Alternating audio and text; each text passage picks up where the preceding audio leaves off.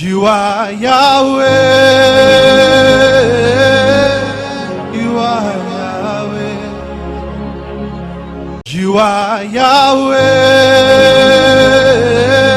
Le nom du Tout-Puissant soit encore béni pour cette occasion qui nous donne de partager une portion des Saintes Écritures. Nous allons lire dans le livre de Genèse, chapitre 42, du verset 35 au verset 38, et le thème de mon exhortation ce soir est « Laisse partir Benjamin ». Genèse chapitre 42 à partir du verset 35. Je vais lire au nom de Jésus. La Bible dit que lorsqu'ils vidaient leur sac, chacun d'eux trouva une bourse avec son argent dans son sac. Eux et leur père virent les bourses avec leur argent et tous furent saisis de crainte. Jacob leur dit, « Vous voulez me priver de mes enfants. Joseph n'est plus, Siméon a disparu et vous voulez encore me prendre Benjamin. C'est sur moi que tout cela retombe. » Ruben dit à son père, « Confie-le-moi et je te le ramènerai. Si je ne te le ramène pas, tu feras mourir mes deux fils. » Mais Jacob répliqua, « Non, mon fils ne partira pas avec vous, car son frère est mort et c'est le seul qui me reste. S'il lui arrivait malheur au cours de ce voyage, de votre voyage, vous me feriez mourir de douleur à mon grand âge. » Bien-aimé, dans ce passage, il est question de la personne de Jacob avec ses enfants qui avaient déjà vendu leur frère Joseph, et Joseph qui connaissait, qui était déjà établi en Égypte. C'est une portion des Saintes Écritures que nous connaissons très bien, et Joseph va reconnaître ses frères, va utiliser des tours de passe-passe comme ça pour garder Siméon, juste afin que ceux-ci ramènent Benjamin auprès de lui. Et nous nous trouvons à cette phase et cette étape-là où la famine est en train de ronger le pays, et Jacob a une fois de plus envoyé ses enfants à la quête à la recherche de la nourriture et de bien d'autres choses. Mais quand ils rentrent à la maison, ils ont la nourriture, ils ont l'argent qu'ils sont allés avec pour avoir cette nourriture.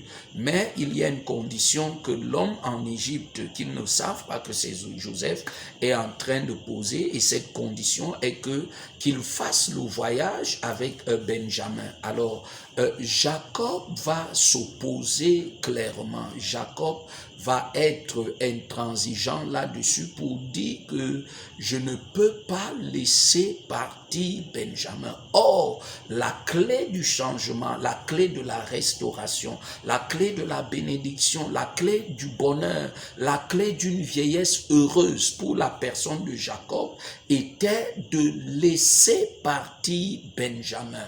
Je voudrais te dire, toi qui me regardes dans cet instant, que il y a certains problèmes dans ta vie qui ont besoin que tu fasses partie Benjamin. Oui, il est important et nécessaire de laisser partir Benjamin.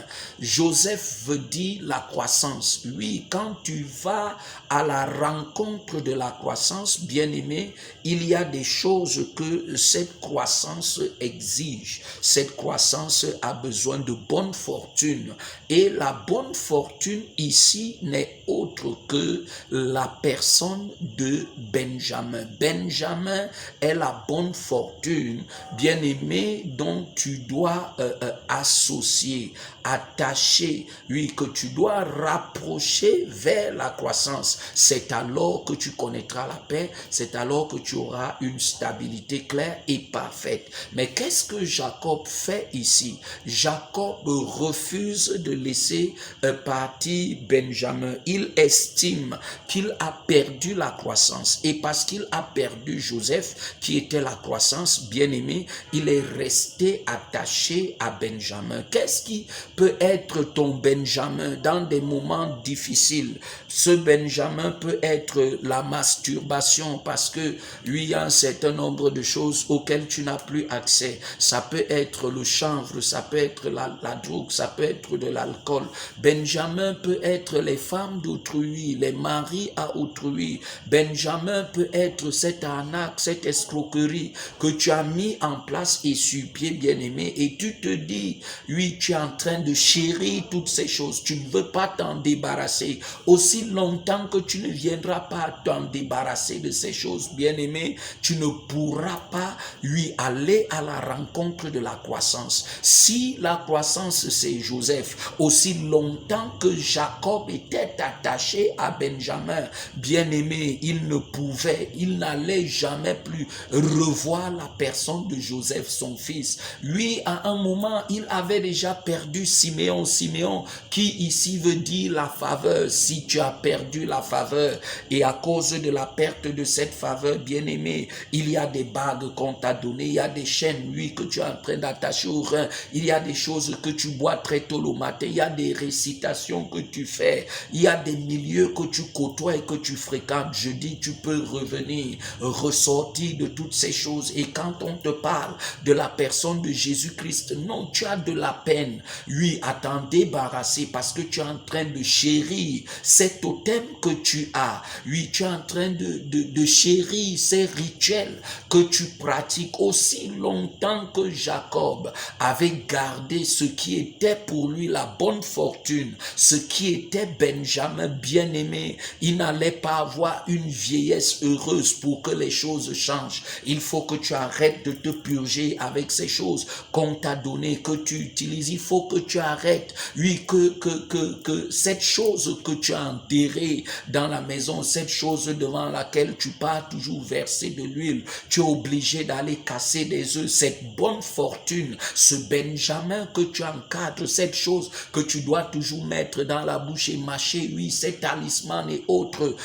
devant lesquels, oui, tu tournes, tu t'apitoies, bien-aimé, sont en train de te détruire, sont en train de te déstabiliser, de déstabiliser ta vie et ta personne. Laisse partir Benjamin. C'est quand tu viendras à laisser partir la personne de Benjamin, c'est alors que la bénédiction de Dieu rentrera dans ta vie, c'est alors que la croissance sera possible pour toi. Lorsque Jacob a laissé partir Benjamin, la vérité c'est qu'il a retrouvé la faveur qui est Siméon. La vérité c'est qu'il a retrouvé la croissance qui est Joseph. Que le Seigneur te bénisse, parce que l'Esprit de Dieu t'attache, te donne de te détacher de toutes ces choses, de laisser partir Benjamin pour t'attacher, pour retrouver, pour remettre tout en ordre et en place. Que la main de Dieu soit sur toi. Au nom de Jésus, nous avons prié. Amen. You are Yahweh. You are Yahweh. You are Yahweh.